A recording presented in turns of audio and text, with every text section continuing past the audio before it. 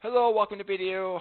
So I just want to go over 1 day to 1 year ratio. If you go to the description below, there should be a Google Drive link to the PDF that you actually see here. You should bring your cursor up right hand corner, allow you to download it. This is an interactive PDF, so there's all kinds of links in it. So anytime you see the cursor in your hand, that's a link. If you download it, you can actually see what the link is before you click on it. So, this right here is the 1 day calendar, the daily calendar. So Gregorian, Julian, and the Hebraic.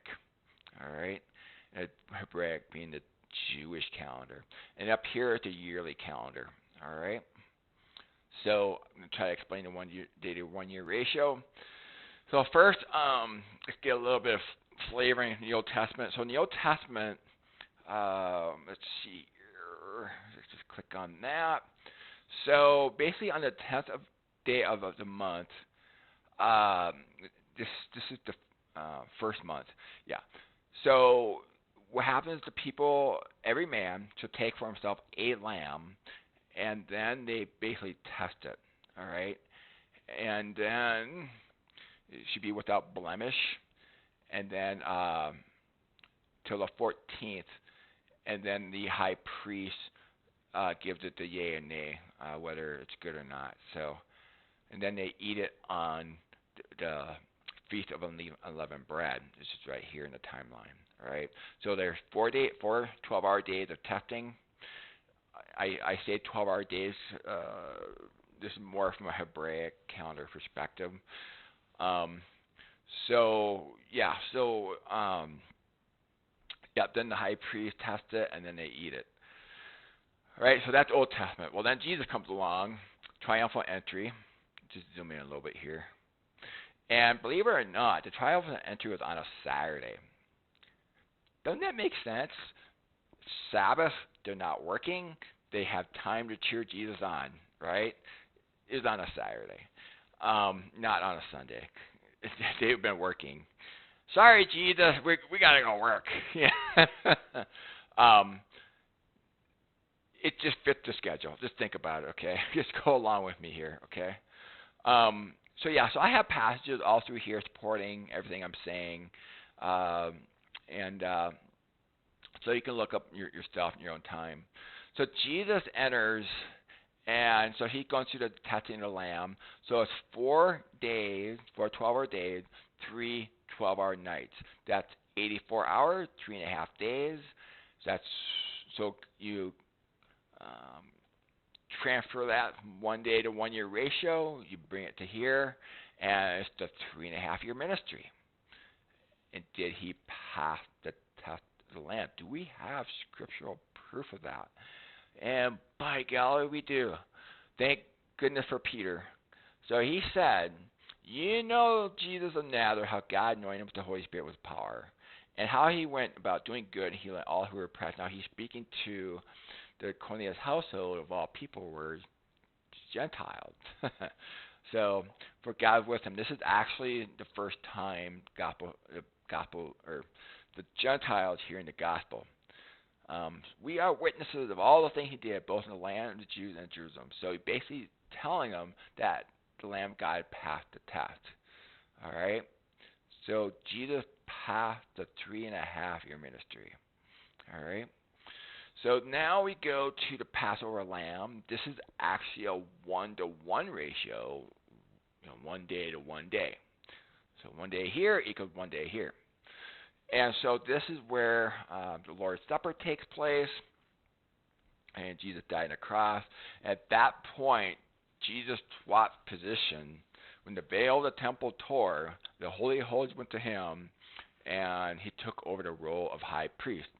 And so there are videos for this. So I actually have a chart kind of on this. So you click on that, I'll give you a visual kind of what's going on there. So when the veil of the temple tore, that's when he took over the role of Melchizedek, high priest. All right. And I think Melchizedek, my theory is, just like Pharaoh is never the same person. Okay, I think Melchizedek's the same thing. So it started off with a person, actual name Melchizedek, and somebody just kept going forward with that title, Melchizedek. So that's my thinking. I mean, I could be wrong in that. I'm always open to opinions. I love opinions. So that's a 1-to-1 ratio. They swap places. He becomes high priest, and then now the second half. So now we're going to 4 nights, 3 days. Not see, the left side is 4 days, 3 nights. Now it's 4 nights, 3 days. All right. So night one, day one, night two, day two, night three, day three.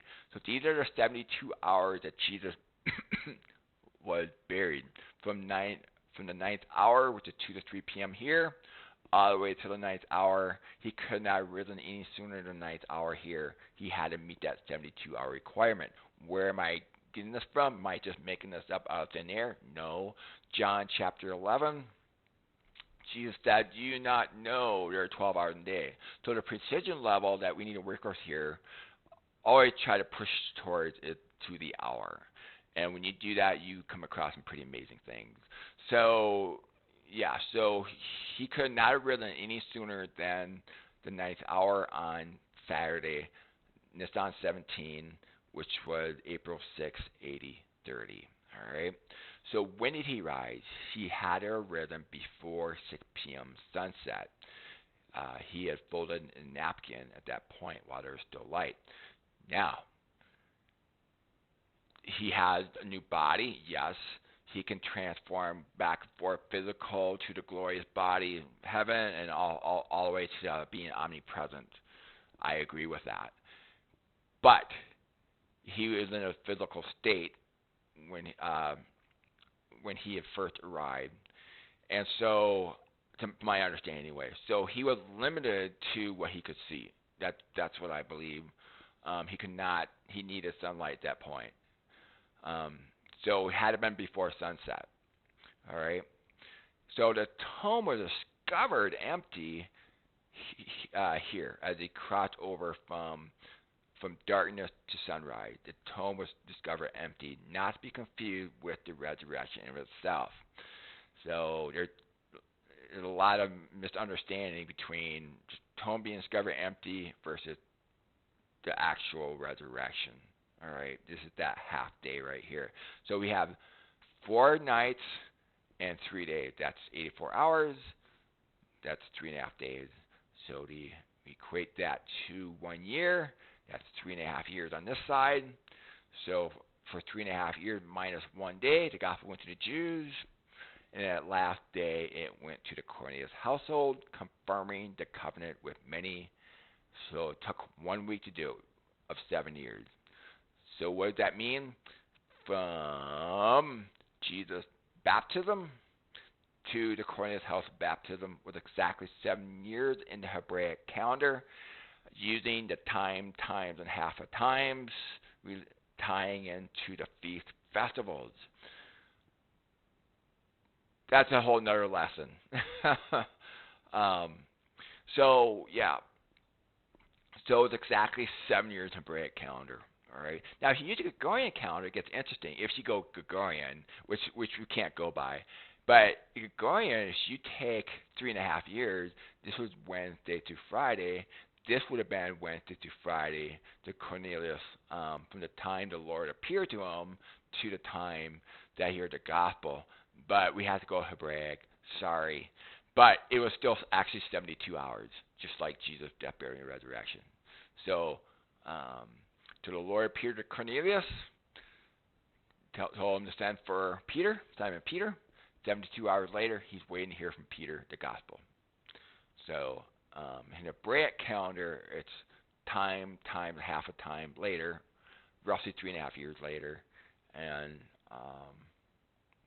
so anyway, hopefully that explains the 1 day to 1 year ratio. I'm trying to think if I missed anything. Yeah. So hopefully it makes sense to you. The triumphal entry is actually on a Sunday. I mean, it's so widely accepted on a Saturday. I think I said Sunday. On a Saturday when it happened, and it's so widely accepted that it happened on a Sunday. That's just not true. To me, it's so important to get the facts right, every detail, because it adds up.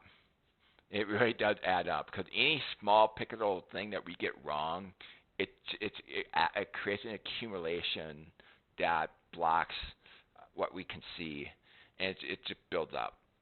So we can keep everything as pure and correct as much as possible. It goes a long way. So anyway, hopefully that explains the 1 day to 1 year ratio. I think that's all I have. Anyway, thank you for watching, and you continue to enjoy your studies. Thank you.